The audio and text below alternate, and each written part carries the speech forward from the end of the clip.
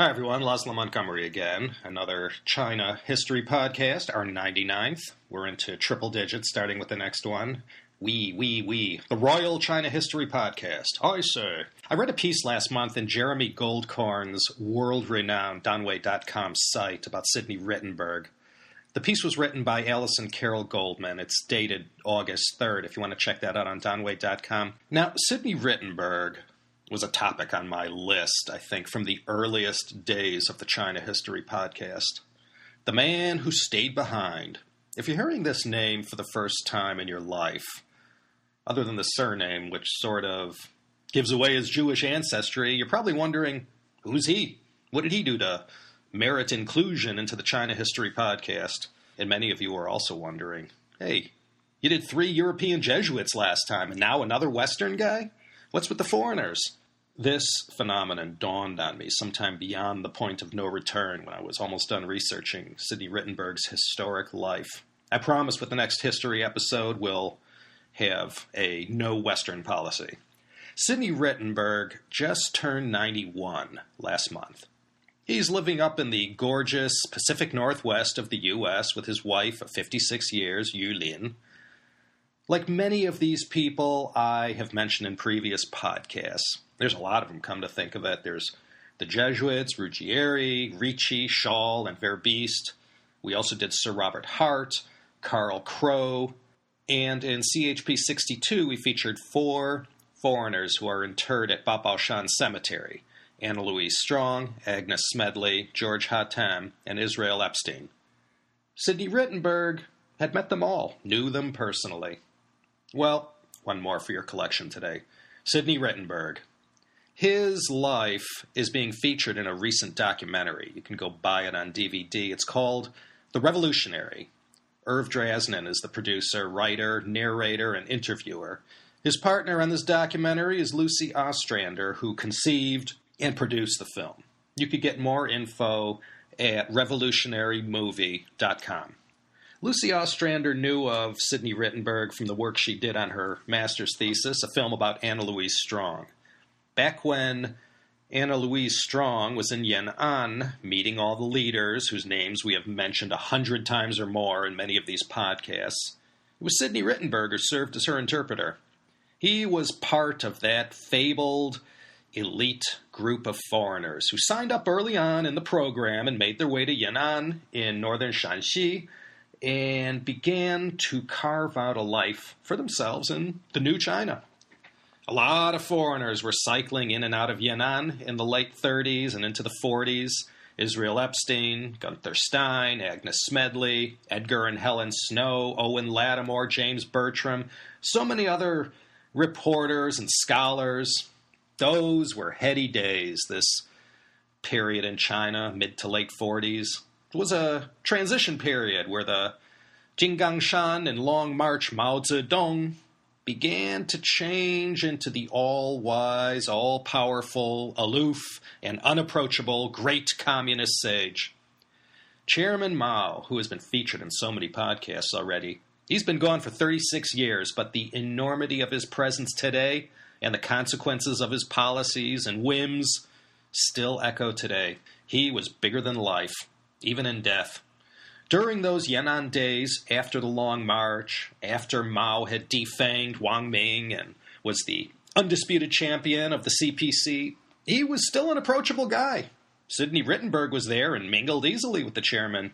And not only Mao, Premier Zhou Enlai, Marshal Zhu De, Jiang Qing, everyone. He knew them all. There was this magical time in the late 40s when the Civil War was raging, but everyone on the communist side sort of knew they were going to come out on top. And every journalist with the stamina was beating a path to Mao's cave to interview this communist revolutionary and possible future leader of China. Although the nation was still convulsing in civil war and the whole range of atrocities were happening all around, Yenan was a beehive of activity, and Sidney Rittenberg had the good fortune to be at the right place at the right time. He saw it all. He remembered it, and he wrote all about it. He wasn't just any old fly on the wall either. He sat at the table. And even when it was all happening, Sidney Rittenberg was fully cognizant that he was witnessing history right before his eyes. He knew these men, especially Mao, Premier Zhou, were historic men, even in their own time. Sidney Rittenberg was born on August 14, 1921, same birthday as the Guangxu Emperor and Magic Johnson. He was a Southerner from the great city of Charleston, South Carolina, where the U.S. Civil War began in 1861. He was raised in relative comfort, his father being a successful local attorney. His parents fought constantly, and he didn't get on too well with his mother. From early on, despite the relative comfort he was raised in, Sidney had a strong sense of fairness and a true belief in that old maxim that everyone deserved a fair shake. A couple of the monumental causes during his early days in the 30s, growing up in the South, was civil rights and labor. He fought for civil rights and he fought for labor rights, and he naturally gravitated towards communism and the radical student movement of the early 1940s. He was 22 years old in 1943 when he joined the Army. He was based in Oregon when the call came for him to enroll in this Japanese language program. Sidney didn't want to do this. The prospects of ending up as a cog in the wheel of the Japanese occupation forces didn't appeal to him at all. He was looking to serve his stint, get out, and come back to the U.S. And like Sidney Rittenberg said, that's exactly what he did. Only it took 35 years to come back. He did what he had to do, and he got himself into the Chinese language program. And from there, in September 1945, his life in China began in earnest. He went from the genteel South and a life of college and community organizing for the rights of workers, blacks, and the altogether oppressed, to a life in wartime Kunming. Actually, it was post-war time. Little Boy and Fat Man had already been dropped the month prior, and the war in the Pacific had just ended. So Sidney Rittenberg arrived in China just in time for the end of one war and the resumption of another. The nationalists and communists had been forced into an unholy alliance to fight the Japanese. Now that that was taken care of, they quickly turned on each other. Appearances were kept up for the sake of the United Nations, and so the charade of CCP-KMT cooperation, appeared normal on the surface. The drama was heating up by the day, and Sidney Rittenberg unwittingly walks right into this unforgettable time in history. Once he got himself acclimated, with the lay of the land in Kunming, it was only natural that this born leftist, Sidney Rittenberg, would gravitate to the side of the communists.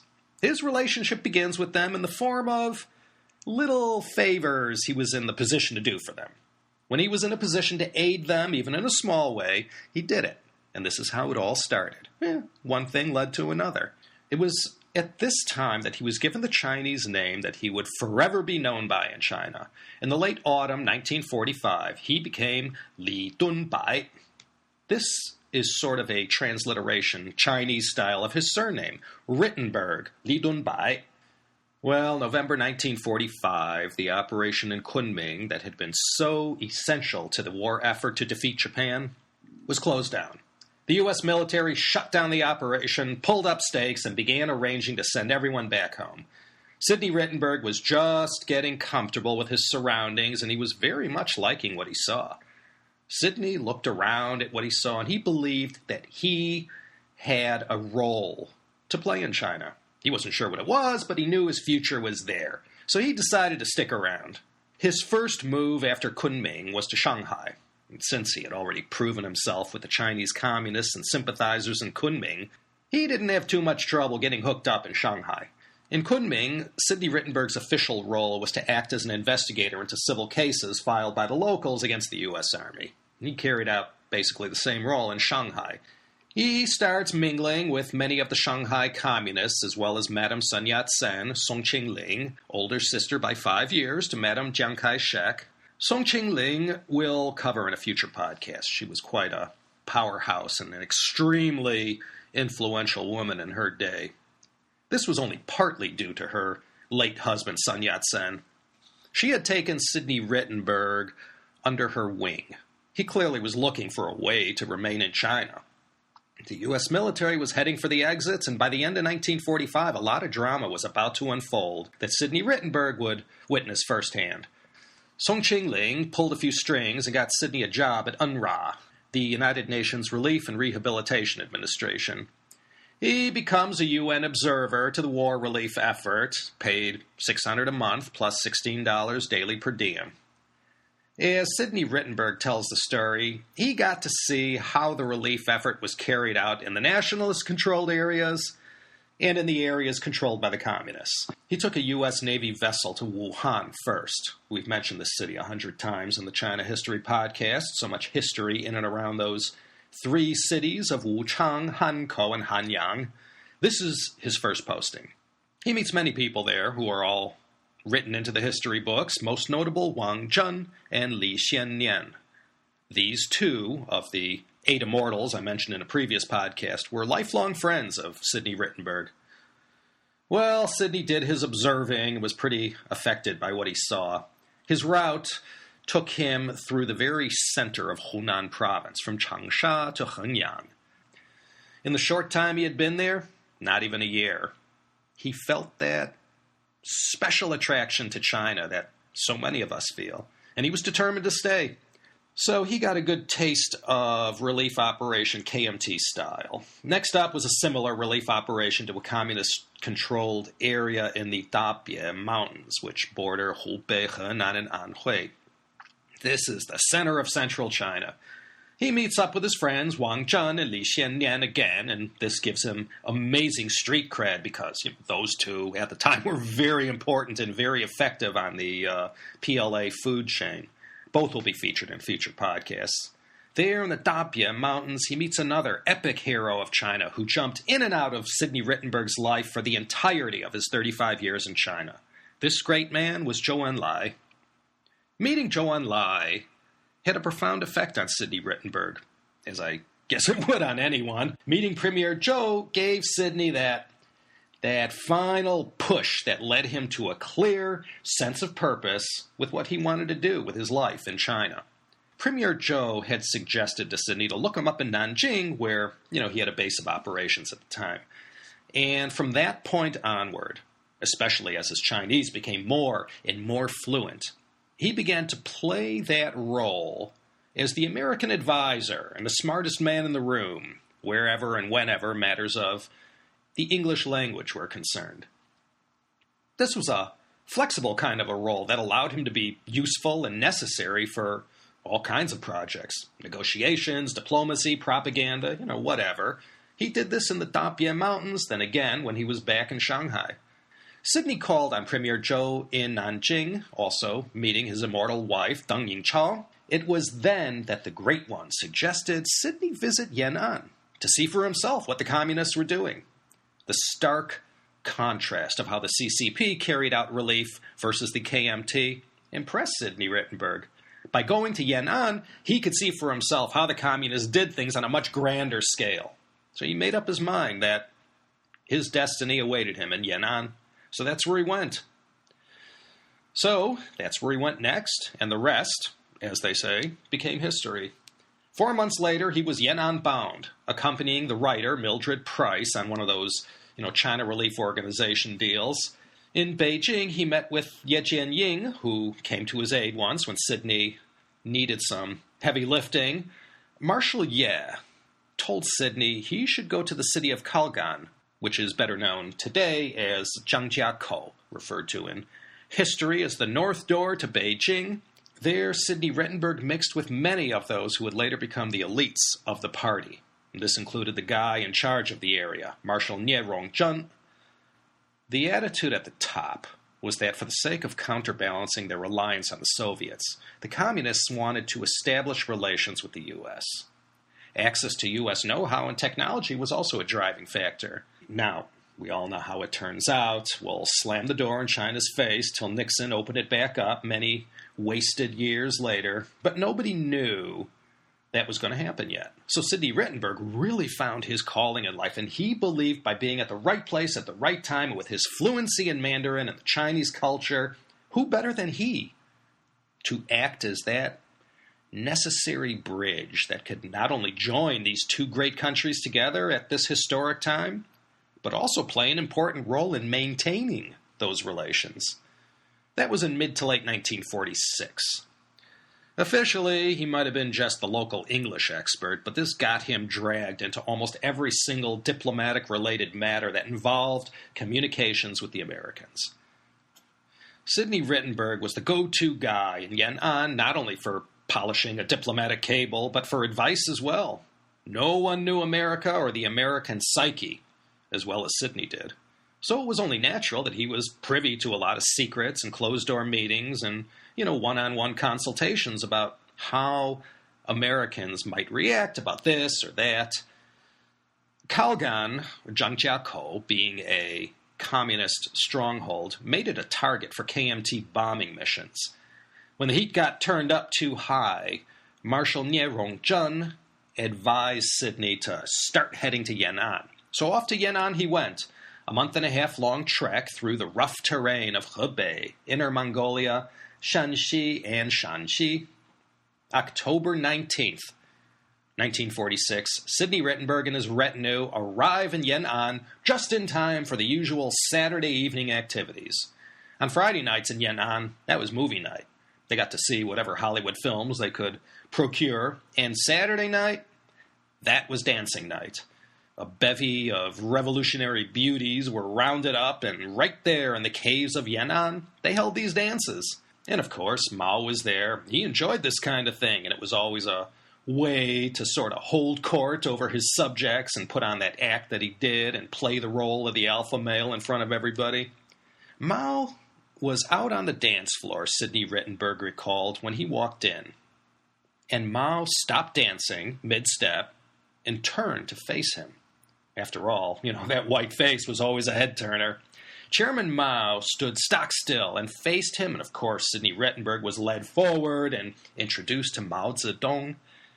Being such a great moment in Sidney Rittenberg's long and rich life, he remembered it well.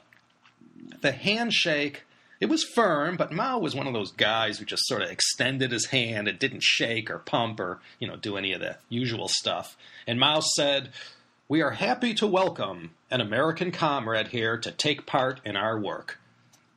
And just like that, Sidney vividly recalled that seeing Mao for the first time was so striking and that he looked just like any number of dramatic portraits of Mao that, had been making the rounds. It truly was an amazing moment. Just a few years before, Sidney Rittenberg was a college student at Chapel Hill, chest deep in Marxism, Leninism, and the whole communist ball of wax, busy organizing and fighting for the oppressed. And now, here he was, a 25-year-old kid, still a novice in China, sitting on a bench, chit-chatting with Mao Zedong while the band played American traditional standards like Turkey in the Straw, Swanee River, My Old Kentucky Home, and You Are My Sunshine.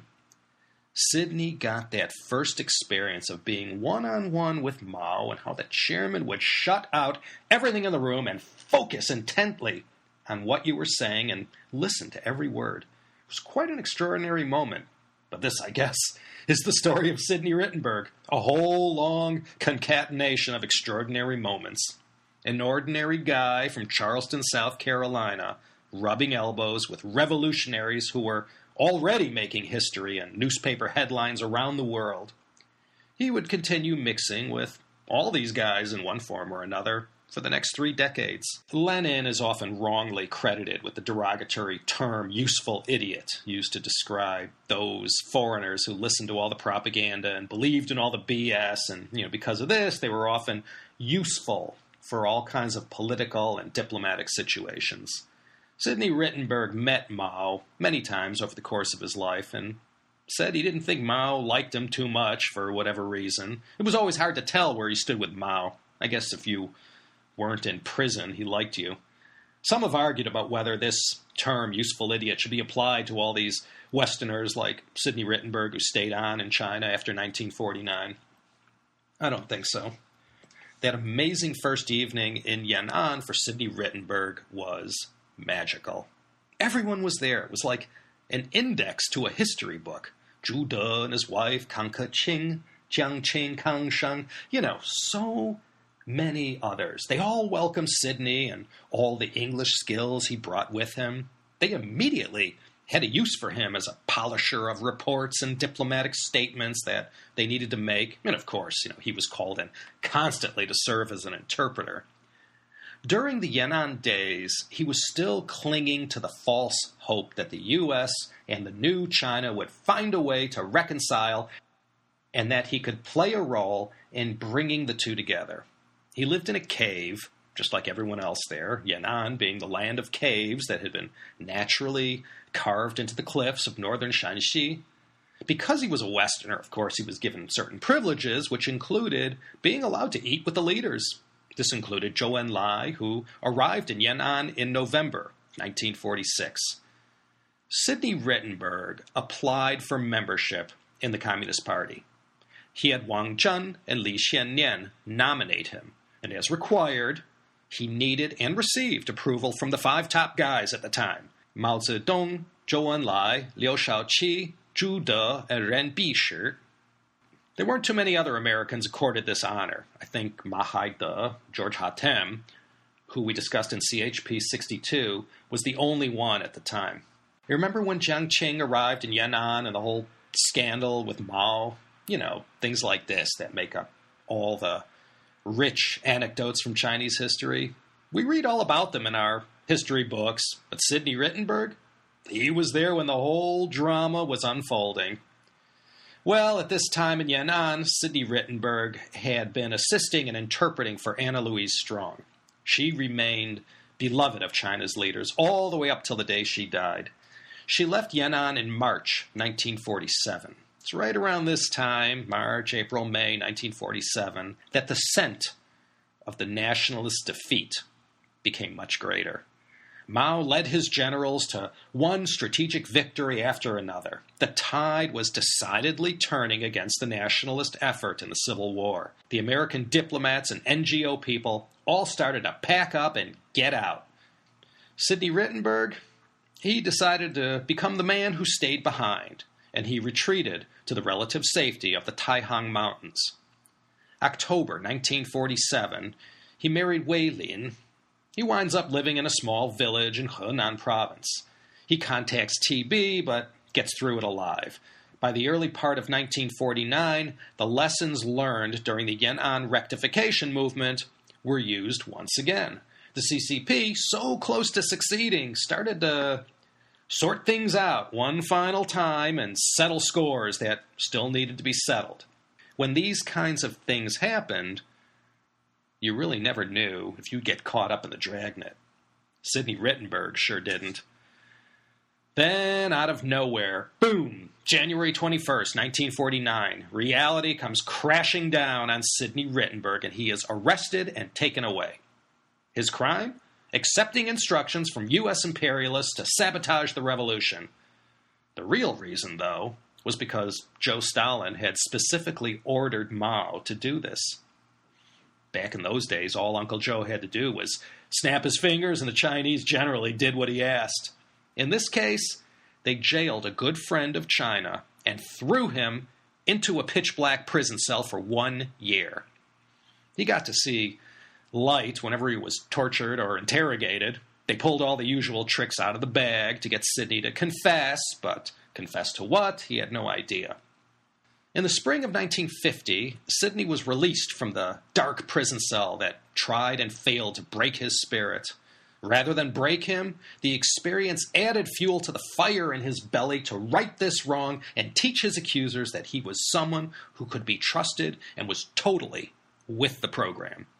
In the summer of 1952, he was sent to Beijing No. 2 prison, where he lived an annual regimen of endless self-study.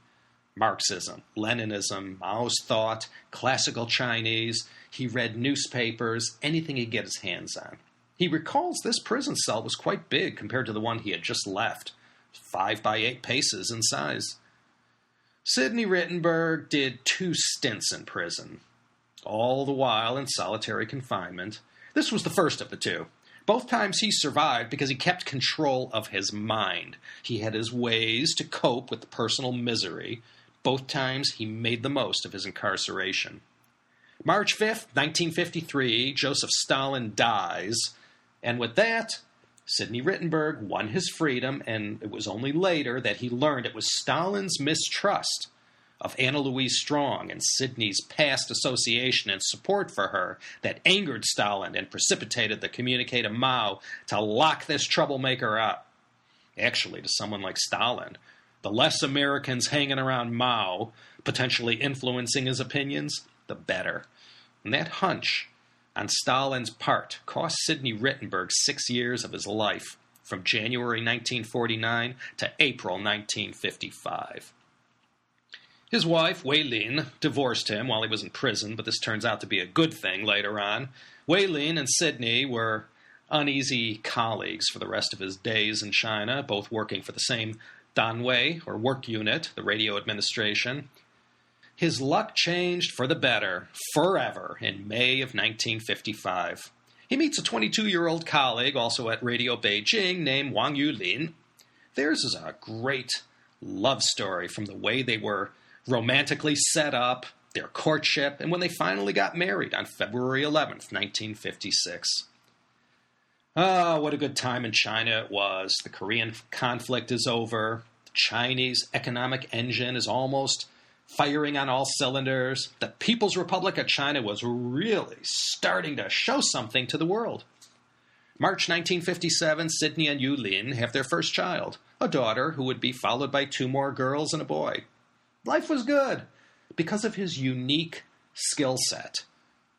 Sidney Rittenberg really was an important guy. And did I say dependable? I mean, he really was a good and devoted communist. He bought the whole program. He may have been white, but he knew his stuff as well as the next communist theorist. He lived a life of privilege due to his high-level position at Radio Beijing. This was more due to that than to his race. Other than that, he lived pretty much the same as the next guy in similar societal circumstances. Well, 1957, we all know what happens. The sunshine of Sidney's whole dream of the new China starts to get a shade darker when the aftermath of the 100 Flowers movement was launched. This is the anti-rightist campaign that sort of left a bad taste in Sidney's mouth, but he remained devoted and on message. But early 1958, well, the whole debacle of the Great Leap Forward was now just beginning. It would be part of Sidney's job to travel around and report from all over the country for Radio Beijing to get the word out about how amazing and successful the Great Leap was. Like Mao and the other top leaders, Sidney saw the Potemkin version of everything, but he knew what was going on behind the screen. It was impossible not to. All he had to do was get out to the countryside. You can go check out CHP episode 4 for the story about the Great Leap Forward. Then came Liu Shan, and that, of course, sent the strong signal to the party elites to mind their manners when daring to speak out against the chairman. Right around the end of 1960, Sidney Rittenberg, like millions of others, began to notice how food was getting scarcer and scarcer. Meat, and then other foodstuffs, week by week, began to disappear from the market shelves. It got to the point where all you had for sale sometimes were the kinds of vegetables and fruits that you'd throw away because they were past their sell-by dates. Then that too disappeared. That whole horrific famine, Sidney Rittenberg lived through it, and never did a day pass when he and his family didn't go to bed hungry. And he was one of the lucky ones. He watched the whole Sino-Soviet split happen as it did in slow motion, like a train wreck or 2 ships colliding.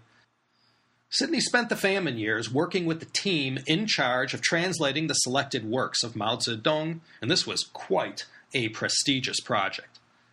In August of 1963, Sidney Rittenberg is summoned by Mao. And this was not an everyday occurrence in his life, not even an annual occurrence. Mao needed him for some work on a translation or something. And then in January of 64, Sidney was part of the delegation that Mao hosted a banquet for, celebrating the completion of the selected works. At the banquet, Mao apologized to Sidney Rittenberg personally about that, little 6 years in prison thing. And he said, "He is a good comrade. and we treated him wrong. And with this, the sun began to shine more on Sidney Rittenberg. There was a good amount of prestige that came with getting this attention and recognition from Mao. For most of 1964 and 65, Sidney Rittenberg was at the center of things and got involved in more and more sensitive tasks. Things were really going well. But there were very disturbing signs of class struggle starting to bubble up. During this period, Sidney attended many of the same banquets and special functions as Mao, Zhou, and other party elites, and, visiting dignitaries. He got to see them all and mingle with them often. But all this attention and all the privileges he enjoyed began to get under Sidney Rittenberg's skin. He never let go of those egalitarian principles from the Yenan days. He contrasted that with the privileged lifestyle he was living in 1965 Beijing, and he decided to walk the walk and stop just talking the talk. He goes into complete and total man-of-the-people mode. He forsakes his privileges, sells all his expensive furniture and adornments from his house. Well, I guess you could say some colleagues began to look at him like he was, like the new cop on the force who, wouldn't take the payoffs and consequently made everyone else look bad. So with all this talk, he began to make some enemies, or at least lost the support of some friends. When you start messing with CCP perks and how power is wielded, you're really playing with fire. People were very sensitive about this, and, this was like the coin of the realm in the party.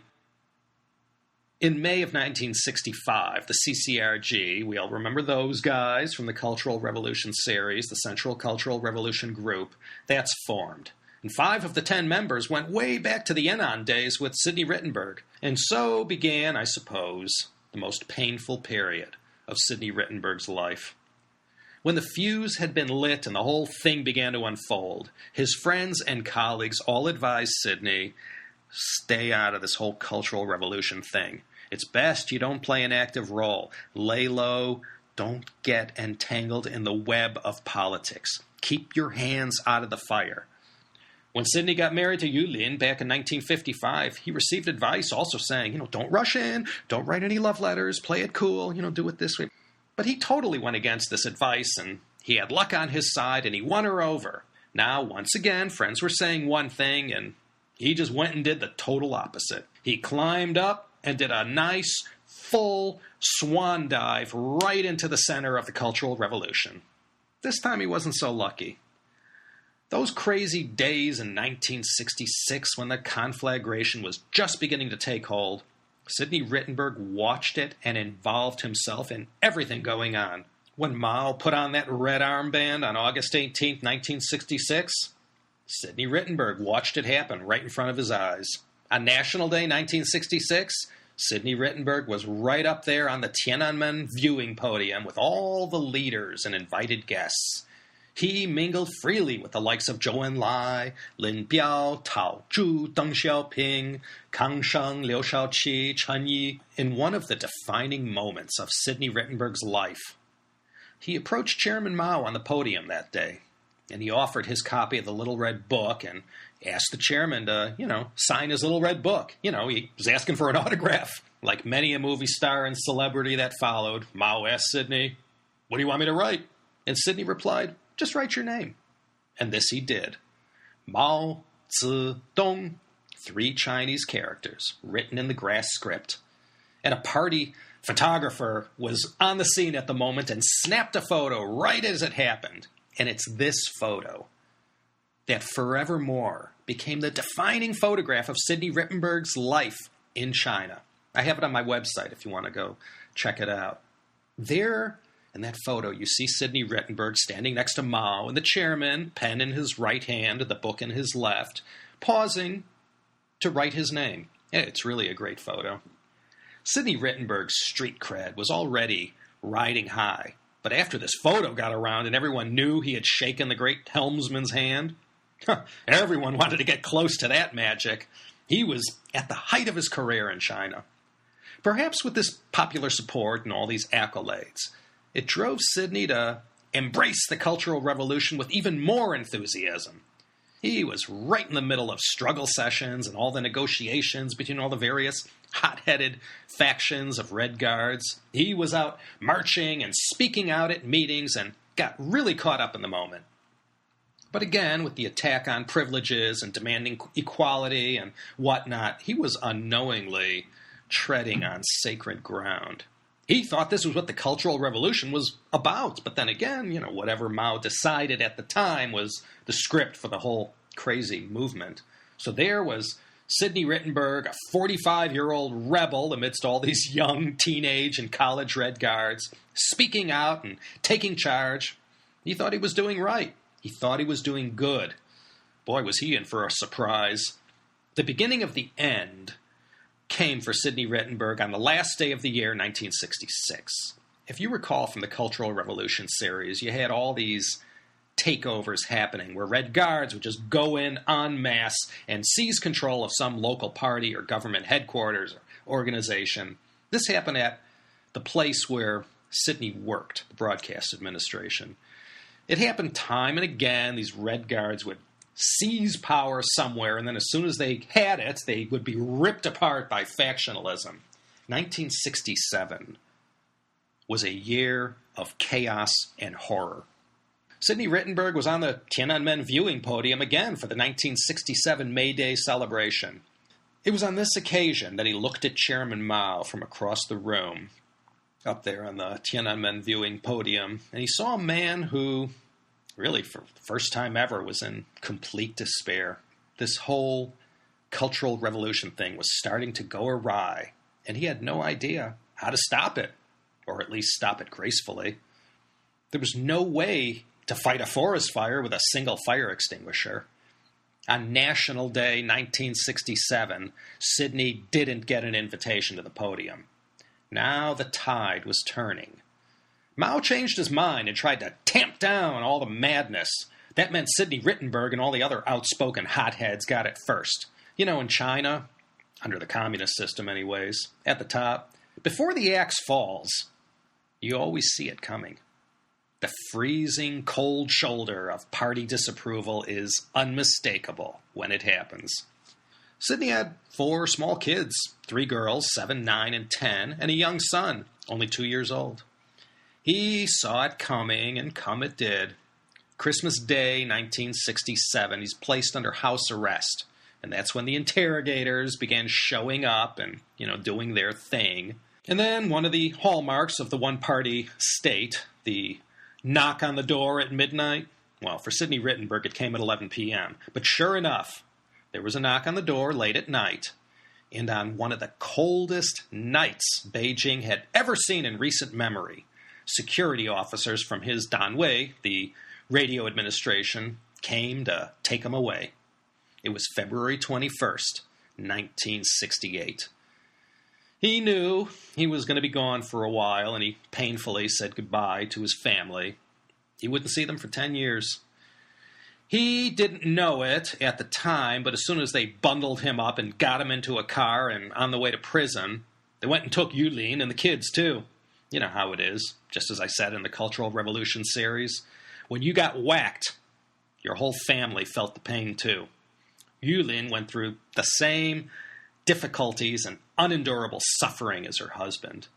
It was about a 2-hour drive to the prison. It had been 13 years since he had been released in April 1955. Sidney Rittenberg probably had a very good idea what fate awaited him. He put his whole entire being into survival mode and faced it head on. The next 3 years were terrible, terrible times of solitary confinement, mental torture, interrogations, all the while listening to the sound of fellow prisoners in surrounding cells get beaten and tortured. And each winter, Sidney Rittenberg faced down a bitter Beijing-style chill that just served as a 24-hour reminder of the harshness of your life circumstances in that prison. Over time, and with careful reflection, Sidney Rittenberg came to learn all these things he was screaming for: attacking the authorities, for holding back the masses, promoting democracy within the context of Marxism, Leninism, Mao Zedong thought, attacking the old party system. This is what he believed Mao called for. But what Sidney Rittenberg failed to recognize was that, despite everything, this wasn't what Mao actually wanted, the Gang of Four either. And so, he had to go. But one good thing that brought a measure of stability and pleasure to Sidney's usually unpleasant life were the daily papers.